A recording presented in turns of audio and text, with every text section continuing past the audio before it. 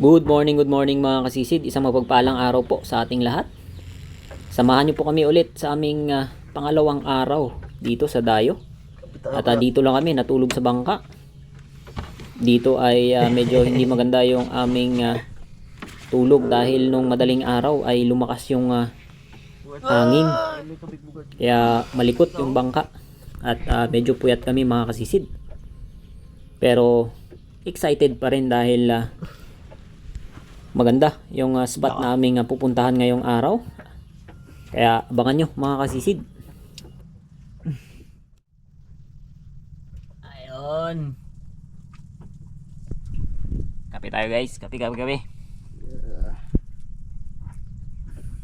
para sa malamig na panahon. Pangalawang araw sa Dayo. Dayo-dayugan.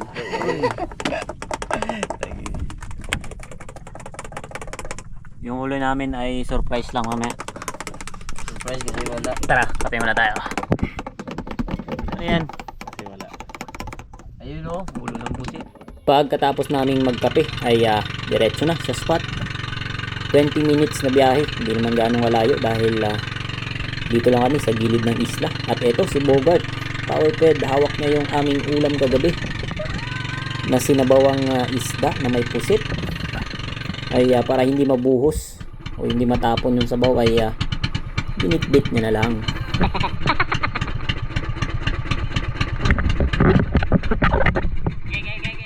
All set para sa pangalawang araw namin tayo. At yung isa, hindi mo na nagdihis yan. May inantay pa. Inantay pang magsara yung pinakamatalas na parte ng katawan. Yan lang yan, basta may agos. Let's go.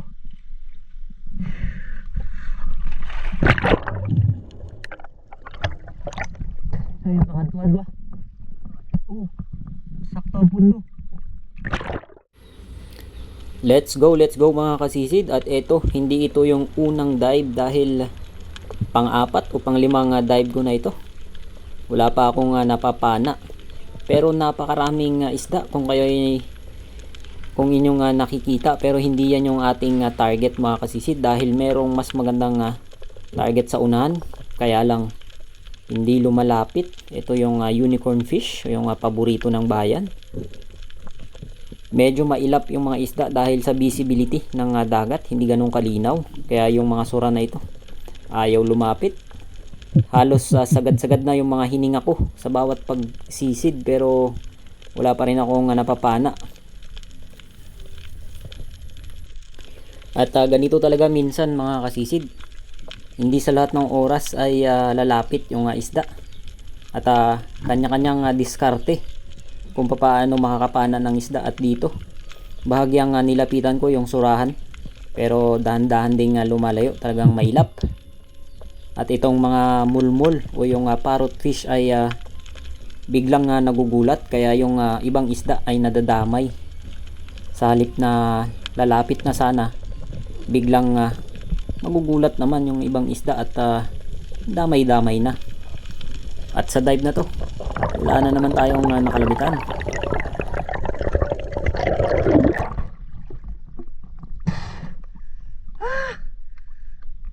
Di ba palapit?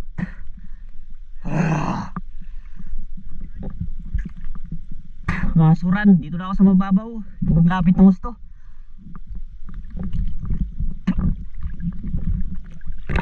Next dive mga kasisid, siguro mga pang-6 o 7 dive ko na to. Wala pa akong nakakalabitan, kaya dito inantay ko na ng matagal at nag-ipon ng maraming hangin para makapana na kung sakali na meron ng magandang target.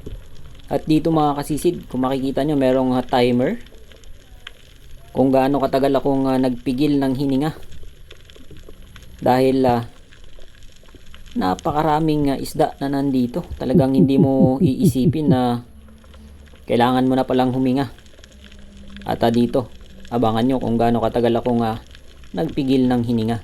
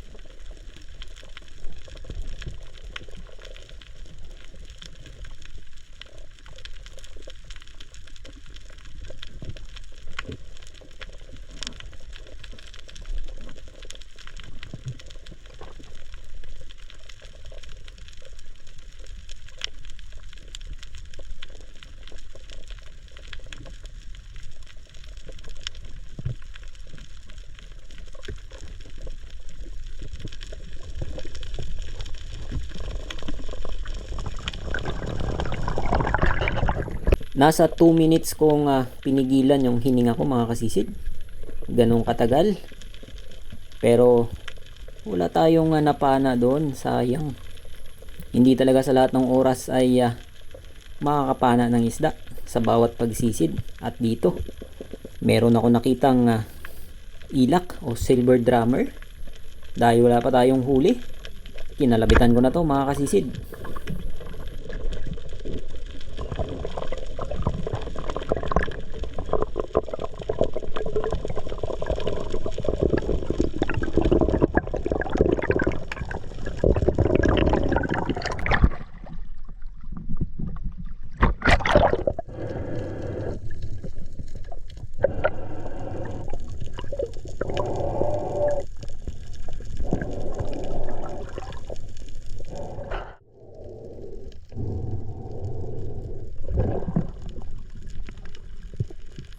At sumunod na dive, meron ako nakitang oriental sweet lip sa pangantuhan na ito. Ayaw umakyat, kaya sinugod ko na sa ibaba.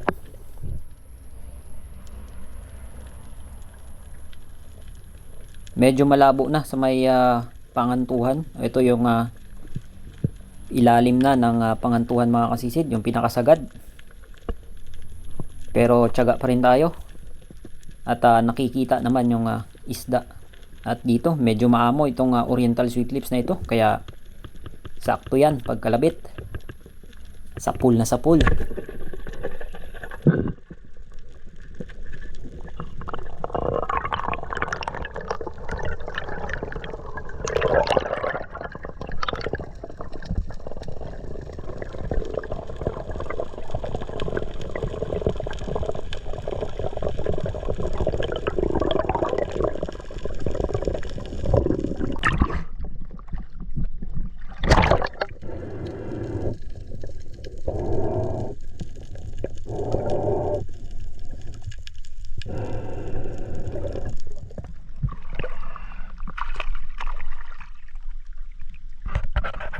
Pagbalik ko sa ilalim mga kasisid, ilang segundo akong nag-aantay, lumabas itong Harlequin sweet lips.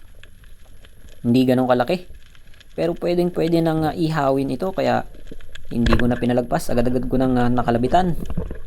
Pero yung tali ay nabitawan ko mga kasisid, hindi ko nahigpitan, kaya ipinasok pa sa ilalim ng corals.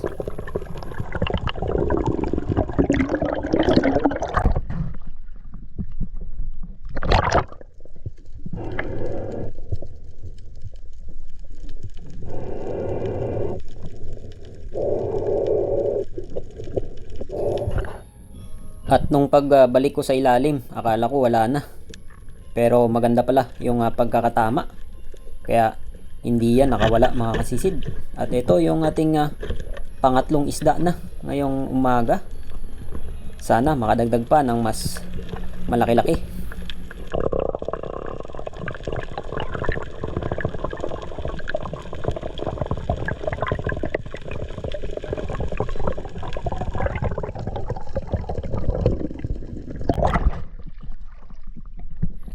Pagkatapos kong tuhugin yung isda na aking napana, ay balik ulit sa ilalim.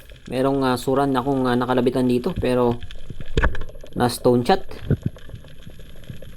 sa bato tumama mga kasisid.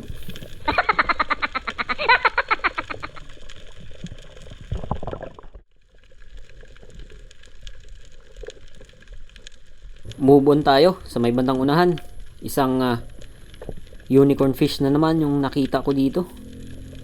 O yung paborito ng bayan mga kasisid. Dahan-dahan kong sinugod na dahil ayaw nilang lumapit kapag inaambush. At sakto naman. Pagkalabit ko dito, tinamaan yan.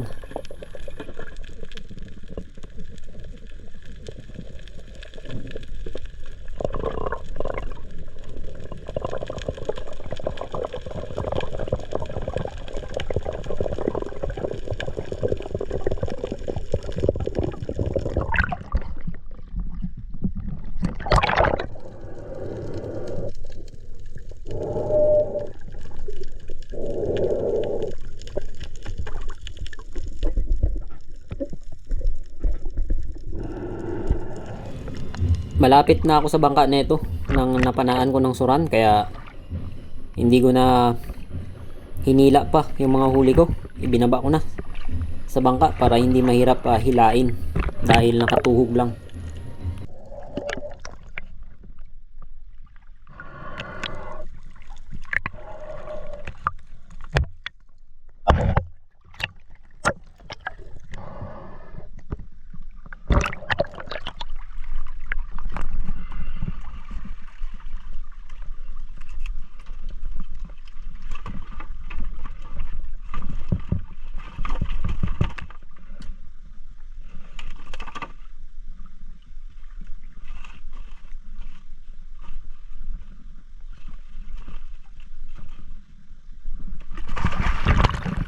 Pagkatapos kong ilagay yung isda mga kasisid, balik ulit sa ilalim at dito nag-set ulit ako ng timer sa aking pagpigil ng hininga. Dahil merong makulit na target ditong ayaw lumapit at kapag dahan-dahang ginapang ay lumalayo naman. Kaya pinagtiyagaan ko talagang antayin mga kasisid yung tamang pagkakataon.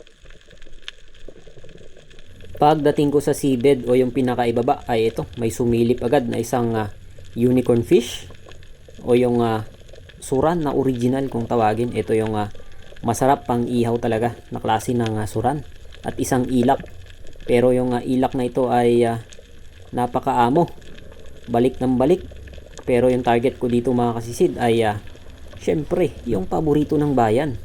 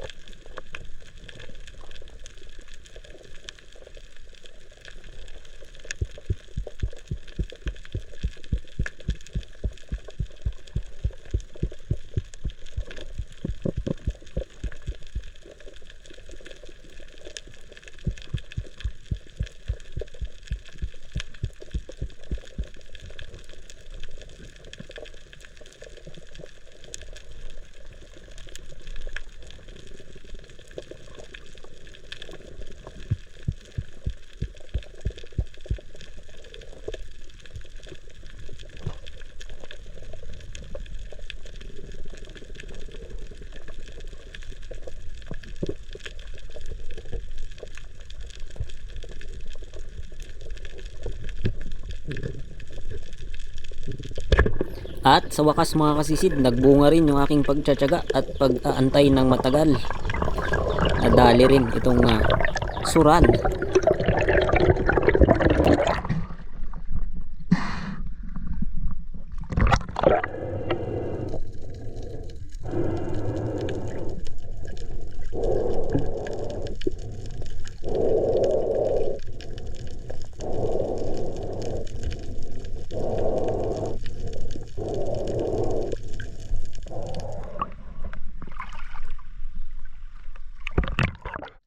At sumunod na sisid mga kasisid, nakakita ako ng napakalapad na tanggapa at tinaguan ko sa ilalim.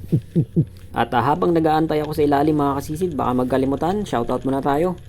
Hellboy de la Cruz, Bong Boroso, Jose Daddy from Antipolo, Marge Fishing, Gridge TV from Batangas, Island Bell from Liluan, Cebu, Chad Summers from Bohol, Sea Adventures PH, Roberto Patalagsa, Steve Obias, Dennis De La Cruz and family from Naik, Cavite. Yon, shoutout po sa inyo. Rodolfo Cantoria from Bagong Baryo, Caloocan City. Yon. Maraming salamat sa patuloy na suporta, at sa mga hindi ko po na shoutout, mag-comment lamang po kayo sa ating comment box sa baba. At kung tiga saan kayo, ilagay nyo rin po. Maraming salamat, and God bless us all. Sa dive na to mga kasisid, walang isdang lumapit, kaya balik tayo sa itaas. At yung tali ay sumabit pa, pero hindi natin yan hinila para hindi natin masira yung napakagandang table corals. At sumunod na sisid, sa may bandang unahan lang, malabo-labo na. May mga suran akong nakikita, kaya inantay ko dito. Biglang lumalapit, pero biglang lumalayo naman. Ganun sila kailap ngayong araw, kaya tiyaga-tiyaga lang mga kasisid. At itong isa, kakalabitan ko na sana ng biglang lumayo. Hindi natin na-meet yung tamang distansya para kalabitan, baka hindi naman tumagos, masasayang lang. Kaya sayang mga kasisid, wala tayong nakalabitan. At sakto, pag angat ko, nandito na yung sundo. Let's call it a day na raw, dahil merong nagbabadyang unos. Kaya let's go mga kasisid.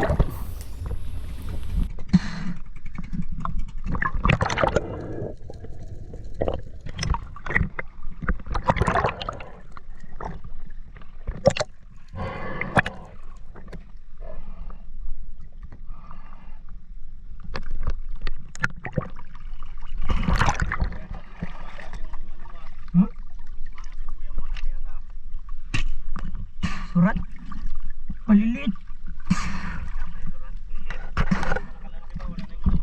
Eto, yung huli ni Powerped ay napakalalaking samaral. Meron din siyang kanlay, pero karamihan ay samaral mga kasisid. Ayos yung kalabit niya ngayong araw, napakarami. At dito tinanggal na namin yung luna o yung trapal para hindi sagabal sa pagbiyahe pa uwi, dahil merong ulan kaming susungin pa uwi mga kasisid.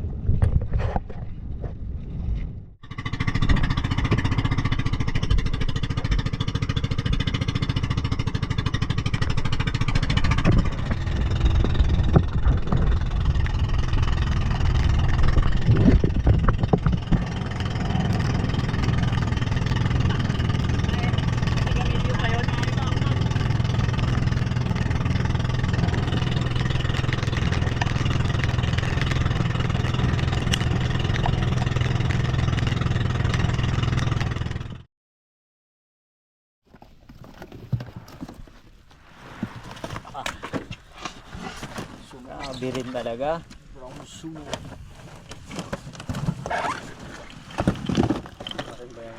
GT. Uy. Sana yung pang malakasan mo dyan na ano? Pakul. Sarap adubuin yan. Ah! Hindi mo nakatikim niyan? Adobo? Sarap adubuin yan. Pakul. Ah! Hindi ka laki. Balatan mo lang. Ito ka rin mo. Oo. Sarap din. Adubuin. Ibang isda nandun na. Karamihan ice.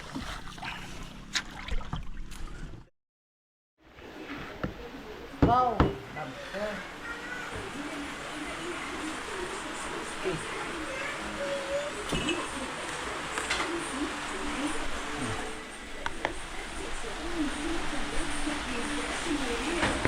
Kalaki ba nito ba? Kalaki ba nito ba?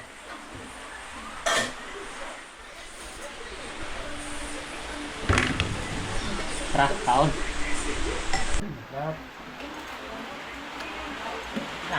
Na. Yan may iwan. Balat na sila. Yummy. Suran. Ayan na. Ito, palis lang. Hindi na siya. Uy.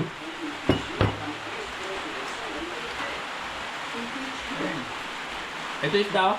Ano lawlaw?